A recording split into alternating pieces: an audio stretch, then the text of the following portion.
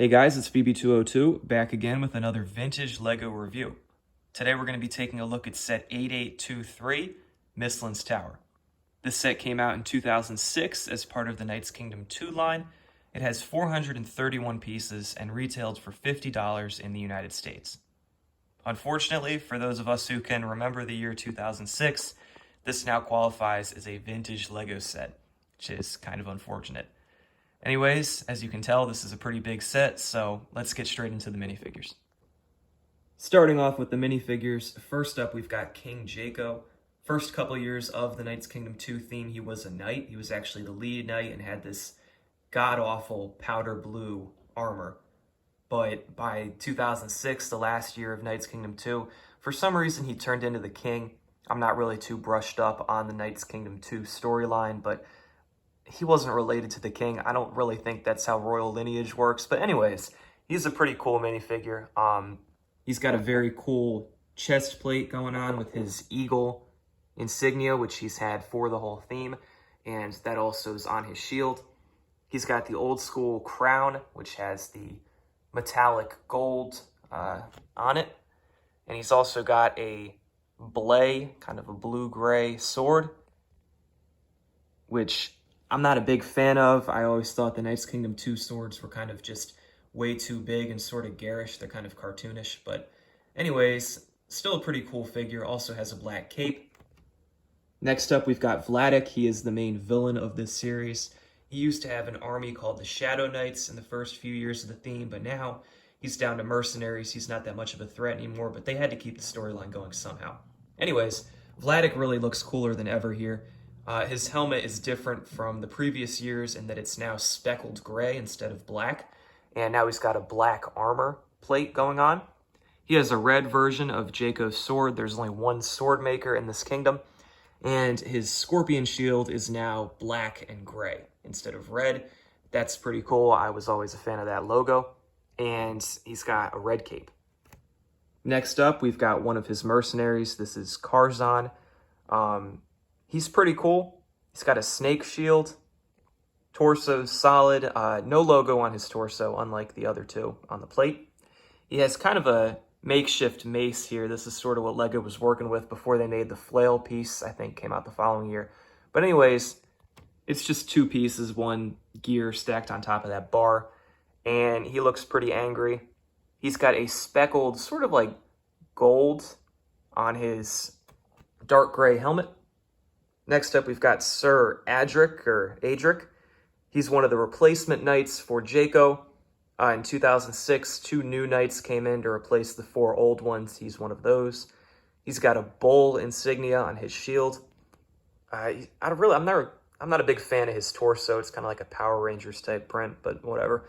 And he's got a speckled axe and a speckled helmet, which does flip up. I will be showing you the faces of all these guys here in a second. And finally, we've got the blacksmith. Once again, I'm sure he has a purpose in this storyline, but he is the most bare bones of these figures. He doesn't have any kind of printing going on. He does have the old school LEGO beard and a hammer, and he is the only one who lives at Mistlands Tower. Here's everyone together with their helmets or hair off. Jaco got really old in just a couple of years. He's got mostly white hair with a bit of gray. Vladek has the same head as he normally has. He's always been one of the scariest minifigures out there, in my opinion. Karzan looks pretty angry, per usual. I'm sure he's not getting paid very well. Adric looks kind of doofy. I mean, look at his haircut. That's really something. Anyways, and the blacksmith, I think, shares a head with some city guys who came out during that time. He just sort of looks like it's another day on the job for him.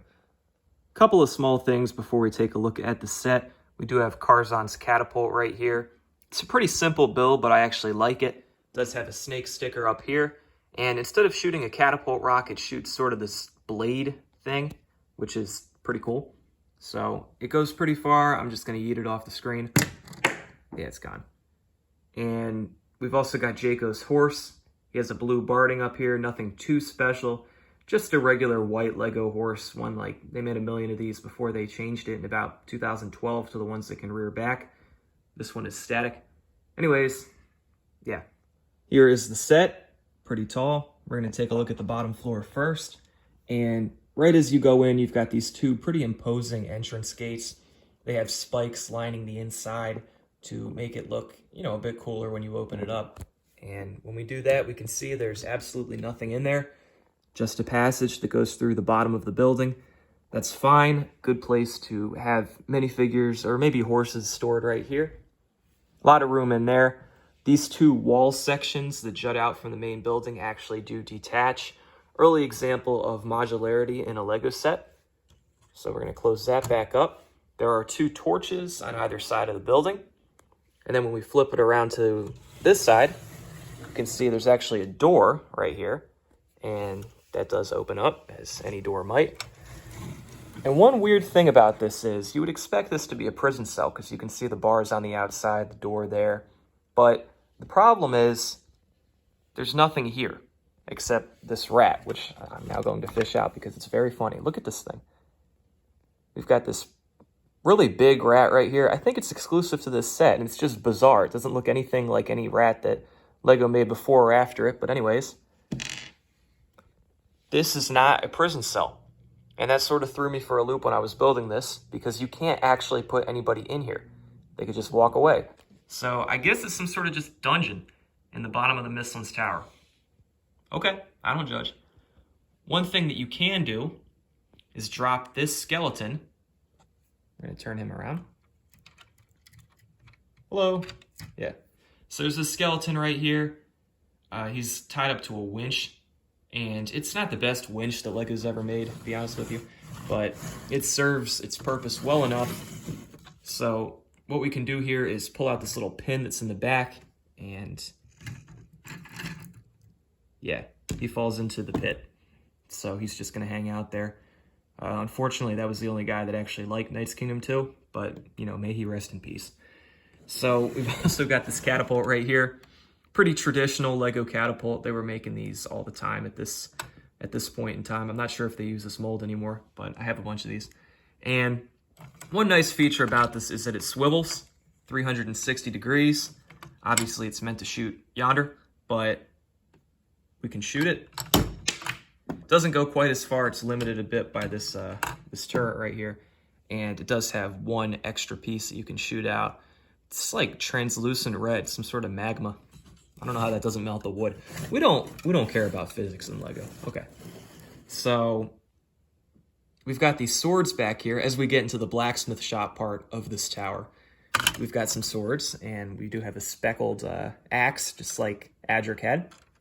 One of these black swords. These three swords are identical, but they're just different colors.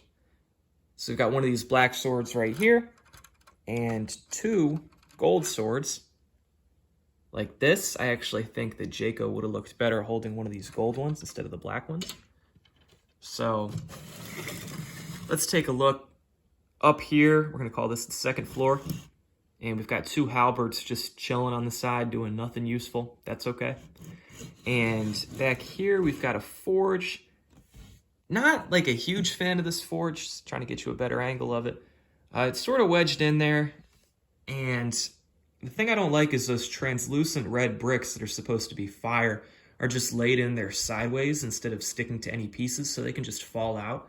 And I think that would be an easy fix, but you'd have to mod that a bit to get those to stick on anything. But there is one feature right here, and we're gonna use Karzan. You got to put him sort of precariously, yeah.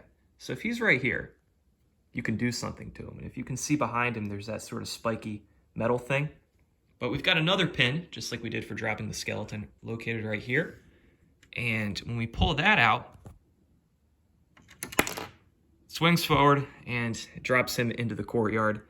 I don't think he survived. That's fine, he was a bad guy. So, yeah, I sort of like this feature.